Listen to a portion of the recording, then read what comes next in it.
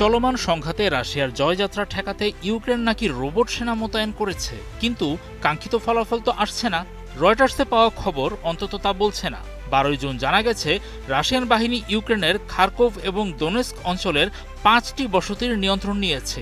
Ukraine একই দিনে অবশ্য রাশিয়ার জ্বালানি অবকাঠামোতে হামলার কথা জানিয়েছে। রাশিয়ার প্রতিরক্ষা মন্ত্রণালয়ের তথ্য অনুযায়ী ইউক্রেনের সশস্ত্র বাহিনী ব্যবহার করে এমন অবকাঠামোগুলো লক্ষ্য করে রাশিয়ান বাহিনী গত সপ্তাহে 7টি প্রতিশোধমূলক আক্রমণ চালিয়েছে। এক ব্রিফিংয়ে বলা হয়েছে 6 জুন থেকে 12 জুনের মধ্যে রাশিয়ান বাহিনী উচ্চ নির্ভুল অস্ত্র এবং ড্রোন ব্যবহার করে 2টি ব্যাপক আক্রমণ এবং 5টি গ্রুপ আক্রমণ চালিয়েছে।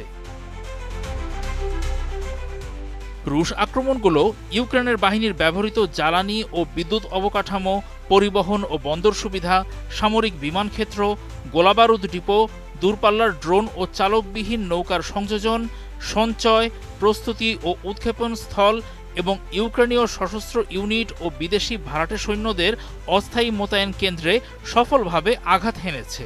মস্কোর মেয়র সের্গেই সোবিয়ানিন জানিয়েছেন, রাশিয়ার আকাশ প্রতিরক্ষা ব্যবস্থা মধ্যরাত থেকে মস্কোর দিকে ধেয়ে আসা 16টি ইউক্রেনীয় ড্রোন ভূপাতিত করেছে।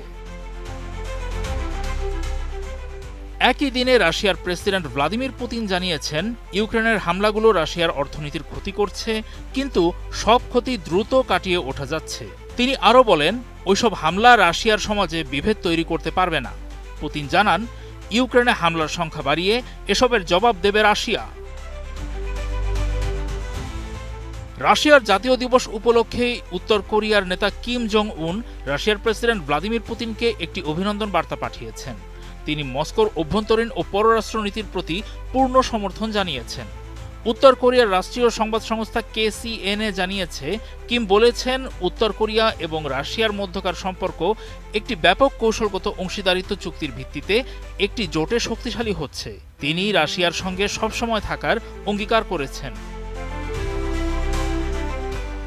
রাষ্ট্রীয় গণমাধ্যম থেকে জানা গেছে, আলাদাভাবে রাশিয়ার জাতীয় দিবস উদযাপনে রাশিয়া ও উত্তর কোরিয়ার কর্মকর্তারা একটি স্মৃতিস্তম্ভ এবং নিহত সোভিয়েত সেনা যোদ্ধাদের কবরস্থান পরিদর্শন করেছেন।